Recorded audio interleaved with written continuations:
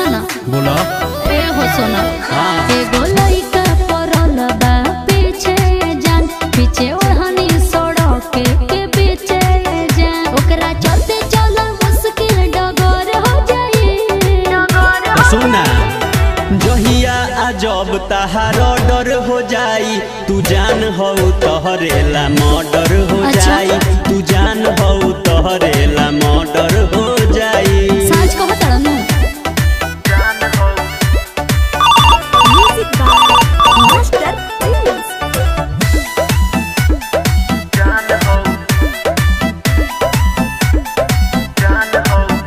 कहता ने तो वो करना इलाज करेला खाली झूठो के जान रंगा बाज बनेला तो तोरा का लगता रे सब कुछ तनी बुझालो बात बात हमार कोई नजर ना उठाई साचो देहम तहराए जान ओकरा के गोर पगिराई कुछ करना तो राजा गड़बड़ हो जाई तो आदेश करो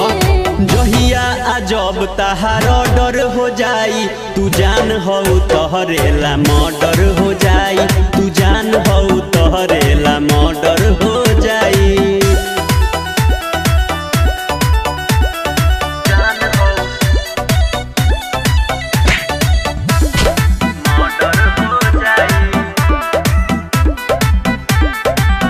कहीं केतना उ हमके लाचार कइले बा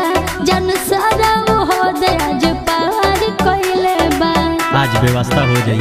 पिटवा के ना होके एकदम खाली सुनले बारू तू देखबू हमार अजबूता कहिया? साले के तोहरे सोझा मारे बना के आज तूता ए शिकारी करो ऐसन ओकरा डर हो जाए हाल खींच न मुकर जहिया अजब तहार डर हो जाई तू जान हो तोहरेला मर्डर हो जाई तू जान हो तोहरेला मर्डर हो जाई।